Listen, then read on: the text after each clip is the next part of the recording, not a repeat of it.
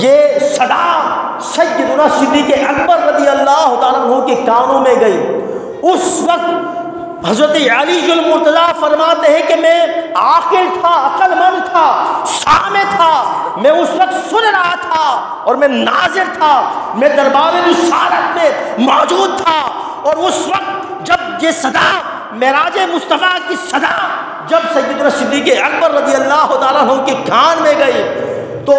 سیدنا صدیق اکبر نے تصدیق کی کہ یا رسول اللہ ہم اس بات کا اقرار کرتے ہیں، اس بات کی تصدیق کرتے ہیں کہ اللہ رب العزت نے آپ کو اپنا دیدار کرایا،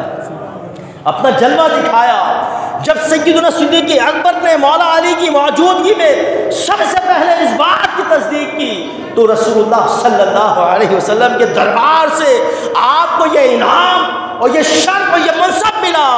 کہ انتا صدیق، کیا لقب ملا؟ انتا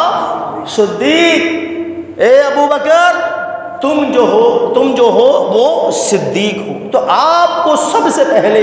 دربار رسالت سے یہ مقام اور یہ منصب ملا کہ آپ صدیق ہیں۔ اور پھر صدیق بھی کیسے؟ کیونکہ سب سے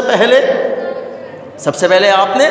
تصدیق کی تو لقب صدیق کا ملا۔ پھر یہ اکبر کیسے ہوئے؟ تو اکبر کس اعتبار سے ہوئے؟ آئیے اکبر اب آپ کو بتاؤں کہ کس اعتبار سے۔ بھائی صدیق تو سمجھ میں آتا ہے، زیادہ سچے ہیں، زیادہ متقی ہیں، پرہیزگار ہیں، مگر صدیق کس اعتبار سے؟ آپ نے صدیق اکبر کس اعتبار سے کہہ دیا؟ کیونکہ کچھ لوگ کہتے ہیں کہ صدیق اکبر جو ہے وہ مولا علی ہیں، کچھ لوگ یہاں پر بھی جو تفضیلی ہیں، رافضی ہیں، وہ کہتے ہیں کہ صدیق اکبر صرف اور صرف مولا علی ہیں۔ ہم کہتے ہیں کہ جناب نہیں، صدیق اکبر اگر کائنات میں سب سے زیادہ سچا جو انسان ہے وہ صدیق اکبر حضرت ابو بکر صدیق عتیق بن ابو قحافہ، جن کی کنیت ابو بکر ہے، لقب صدیق ہے، مگر صدیق اکبر کس اعتبار سے ہوئے؟ آئیے کچھ دلائل آپ کے سامنے پیش کرتا ہوں۔ امیر المؤمنین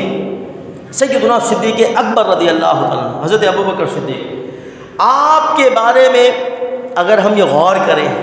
کہ آپ اس جگہ آرام فرما ہے، اس جگہ اس مقام پر آرام فرما ہے جس مقام پر صبح و شام ملائکہ جو ہے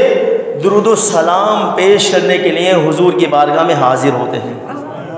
کتنی بڑی دلیل کہ حضور کے پہلو میں سیدنا صدیق اکبر رضی اللہ تعالیٰ عنہ آرام فرما، جہاں صبح 70,000 شام میں 70,000 ملائکہ حضور علیہ السلام کے دربار کوثر میں درود السلام کا ہدیہ پیش کر رہے ہیں۔ اس مقام پر اس جگہ جو ہے سیدنا صدیق اکبر رضی اللہ تعالیٰ عنہ، شاعر یہ کہتا ہے کہ ابو بکر کا نام آ جائے تو تیرا منہ بگڑ جاتا ہے، نام آتے ہی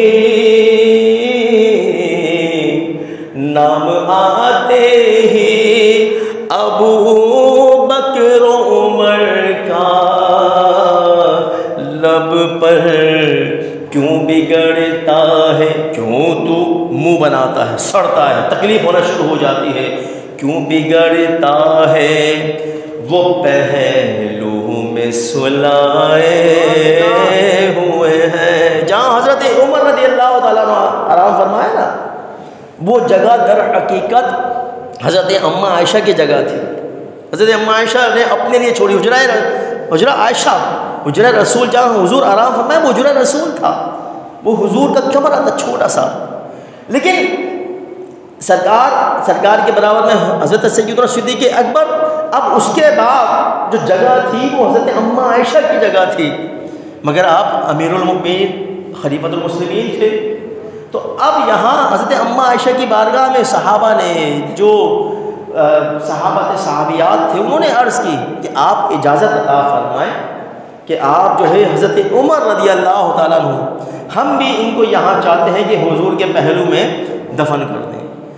تو حضرت اماں عائشہ نے اجازت عطا فرما دی، اذن عطا فرما دیا، اور پھر حضرت سیدنا عمر فاروق اعظم ہر وقت اللہ کی بارگاہ میں صرف یہی دعا کیا کرتے تھے، اللہم ارزقنا شہادۃ فی سبیلک وجعل موتی فی بلدی رسولک صلی اللہ علیہ وسلم، کہ مولا اگر تو مجھے موت دے تو اپنی راہ میں موت دے، شہادت کی موت دے، اور مجھے اپنے محبوب کے شہر میں موت دے۔ تو آپ کی دعا اللہ کی بارگاہ میں یہ قبول۔ تو اب حضرت سیدنا صدیق اکبر رضی اللہ تعالیٰ عنہ کے ایمان کو اللہ رب العزت نے محبوب رکھا، ایمان کی دولت بھی اللہ رب العزت نے اسی کو نصیب عطا فرماتا ہے کہ جس کے دل میں صدیق اکبر رضی اللہ تعالیٰ عنہ کی محبت ہو، کیونکہ سیدنا صدیق اکبر رضی اللہ تعالیٰ عنہ یہ وہ صحابی ہیں جن کی صحابیت جو ہے وہ نص قطعی سے، قرآن کی نص سے ثابت ہے۔ پھر علماء نے فرمایا چونکہ 14 صدی تک علماء کا اجماع رہا، اتفاق رہا، اور یہ اجماع انشاءاللہ قیامت تک رہے گا۔ بڑے بڑے اجلہ علماء، چاہے وہ اہل سنت ہو یا اہل تصوف ہو، سارے شیوخ اور سارے محدثین کا، مورخین کا، سب کا جو ہے اجماع اور اتفاق رہا کہ سیدنا صدیق اکبر رضی اللہ تعالیٰ عنہ زیادہ فضیلت کے متحمل ہیں، سب سے زیادہ افضل ہیں۔ تو پھر علماء فرماتے ہیں کہ ایمان کی دولت بھی اسی ہی کو نصیب ہوتی ہے جس کے دل میں سیدنا صدیق اکبر کی محبت ہوتی ہے، جس کے دل میں سیدنا صدیق اکبر کی عقیدت اور محبت ہوتی ہے۔ صدیق اکبر رضی اللہ تعالیٰ عنہ یہ وہ ہستی ہے کہ جو کبھی بھی کسی بت کے آگے سجدہ ریز نہیں، کبھی آپ نے کسی بت کی پوجا نہیں کی، گویا کہ آپ موحد تھے، کبھی کسی بت کے آگے، غیر اللہ کے آگے سجدہ نہیں کیا۔ آپ کے والد آپ کو جب بت خانے میں لے کے جاتے ہیں تو اب آپ کے والد حکم دیتے ہیں کہ ابو بکر سجدہ کرو، پوجا کرو، تو آپ پتھر اٹھاتے ہیں اور اس بت کی طرف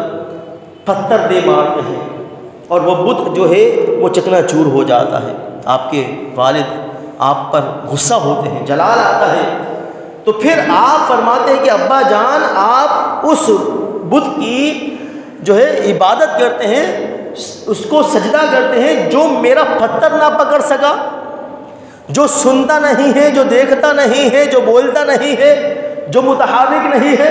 آپ اس کی جو ہے عبادت کرتے ہیں۔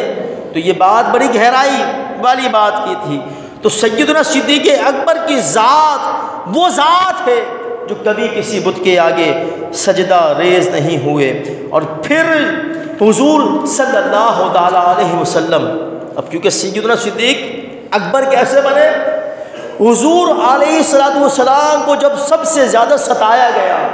آپ پر مصائب ڈھائے گئے، آپ پر طائف کے میدان میں آپ کو لہو لہان کر دیا گیا، اور آپ پر جو ہے بھپکیاں کستے تھے کفار، آپ کا استہزاء کرتے تھے، مذاق اڑاتے تھے، آپ کو گالیاں دیتے تھے، اتنا جو ہے جگہ جگہ ستایا گیا، مگر اس وقت اس مشکل حالات میں جو حضور صلی اللہ علیہ وسلم کے رفیق بنے، جو حضور کے ساتھی بنے، جو حضور کو دلاسا و تسلی دینے والی ذات بنی، وہ ذات سیدنا صدیق اکبر رضی اللہ تعالیٰ عنہ۔